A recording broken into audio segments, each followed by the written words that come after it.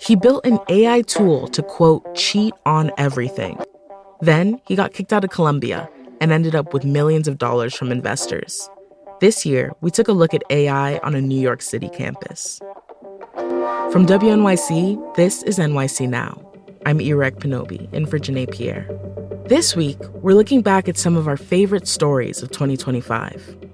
I'm Roy. I got kicked out of Columbia University for building a tool to cheat on technical interviews, and now I'm building a tool to cheat on everything using AI. Earlier this year, WNYC's Ryan Kailaith reported on Roy Lee. Roy was a Columbia University student who was suspended after creating an AI-powered tool meant to help people get through coding job interviews. The app went viral, and before long, Silicon Valley investors were lining up with millions of dollars in funding. Our host, Janae Pierre, spoke with Ryan, and they talked about why this project drew such strong reactions, also how common AI use has become on campuses, and why universities are still having a hard time figuring out where to draw the line. That conversation after the break.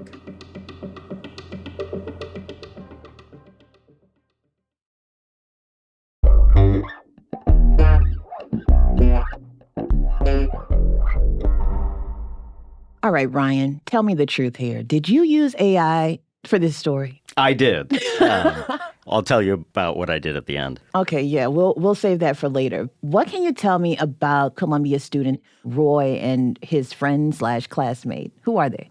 Yeah, so Roy transferred into Columbia as a sophomore last fall and knew that when he got to school, what he really wanted was to find a co-founder and a wife. He said, this is the value of an Ivy League. So he immediately finds a guy who shares his vision, a junior in the engineering school named Neil Shanmugam, and they decide we're going to build a company. So in the tech world where these guys work, there's a very normalized thing in the interview process where you do all these coding tests live in front of your interviewer because they want to see how you think. How would you code this little thing? It's almost like an SAT or another standardized test. Roy said he had spent 600 hours training for these in order to be able to do these interviews. But then he thought, oh, what if we build a company that helps you cheat on these tests with AI? He wouldn't really call it cheating. He would just say making the system more efficient. But that's what he did. Roy built this tool that sits undetectable on your computer while you're in a job interview and lets you use AI on the coding problems. But his real innovation was, okay, I've built this cool tool that a lot of people in the tech world will want to use, but it's not going to work unless we can go viral with it. Guys, this is Roy from Interview Coder. Today I'll be showing you how it works on a real Amazon OA. So he filmed himself using his tool to land internships at all the top companies. Wow. He got offers from all of them, he posted it, and blew up. All right, that's pretty clever. So tell me, why was Roy suspended? Yeah, so Amazon in particular did not love this. They sent a strongly worded letter to Columbia saying, hey, your student just did this. You and me, Amazon and Columbia, we have a strong ongoing relationship between our company and your engineering school. Would be ashamed to see something happen to that. Columbia disciplined him. He filmed the disciplinary hearing and posted that too. Hey, capture lightning in that bottle. And so they kind of suspended him on a technicality. They were like, you weren't allowed to film and post that disciplinary hearing, so now you're suspended. So Roy has talked about how normalized the use of AI is already on campus at Columbia. What did he tell you about that? Yeah, in his words, he didn't know a single undergrad at Columbia who does not use AI in an unauthorized way on their assignments. It's just like so broadly accepted that you'll use AI to write your essays or to do your assignments. And genuinely, I would not be surprised if it was something like 99 to even 100% of undergraduates use AI when they're not allowed to. I was a student at Columbia in the grad school last year, and I saw pretty much the same thing. I'd guess probably half the students were using AI on their assignments in a way that they're not supposed to. And by the way, we forgot to mention that the name of this app is Cluely, but the tagline is cheat on everything. Now, Ryan, that's obviously going to raise some eyebrows, right? Yeah, and this is part of his marketing stunt. He told me, that tagline is more marketing than mission.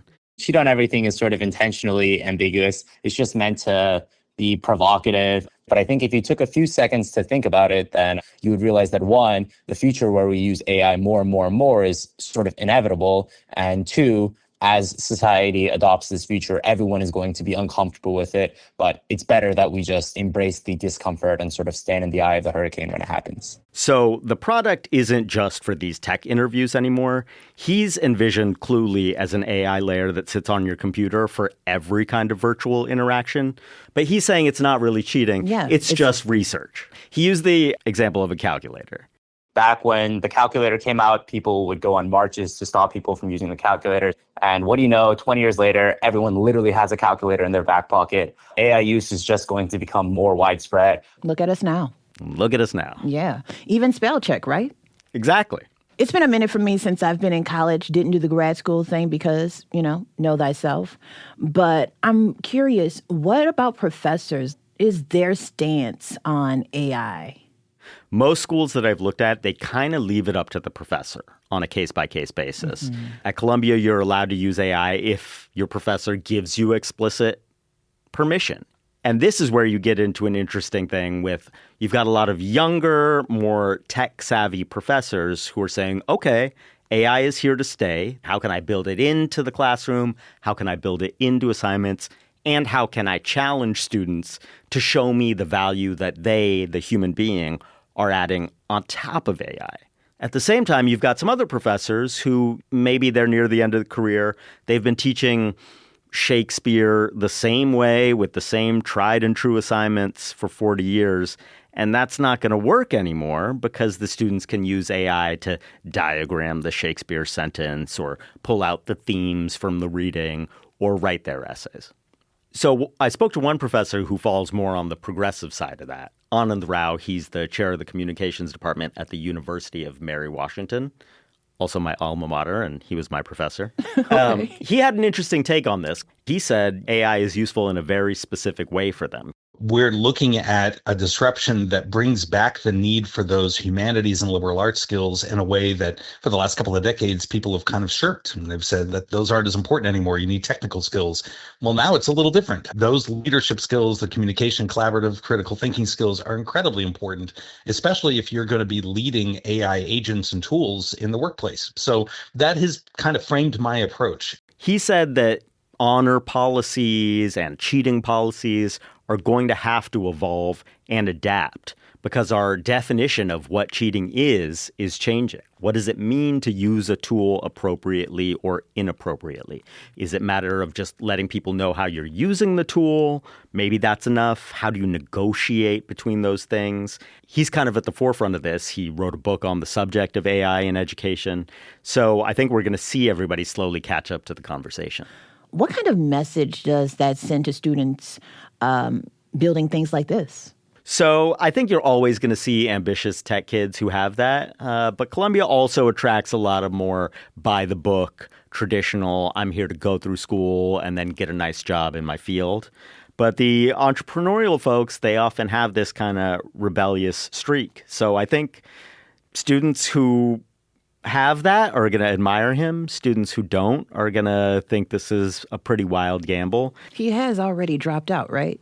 Yeah, exactly. So he was suspended for a year and took the opportunity to drop out. All the publicity let him raise $5.3 million in a seed round, which is pretty healthy for a company with average age 21 and, 2 people. He moved to San Francisco, got a loft. They're out there coding into the middle of the night. It's just like The Social Network, basically. I can see Roy Lee right now in his San Francisco loft, ordering Chinese takeout, coding until the night. After all of this, though, what's your takeaway from Roy's story? I come down, I think, on the side of this is the future that's here and it's time to adapt to it. And it'll be interesting to see how institutions adapt to it slowly, quickly, or not. Yeah. On that note, you mentioned at the top that you may have used AI for this story. Tell me more about that. Yeah, so I got my editor's permission. I just said, why don't I use Roy's tool in the interview to see if I can learn anything or improve anything. Now, his tool, it would have been like too much just to download and install or whatever. So I did just pull up ChatGPT and I said, like, these are the questions I'm thinking about asking him. Do you suggest anything else? Or are there things I haven't thought of that would be really interesting to ask? And unfortunately, it didn't give me anything I could use. All right, well, you still have a job. Yeah, still adding value. That's WNYC's Ryan Kailaith. Thanks, Ryan. Thanks. Thanks for listening to NYC Now from WNYC. I'm Irek Pinobi. We'll be back tomorrow with some more of our best reporting from 2025.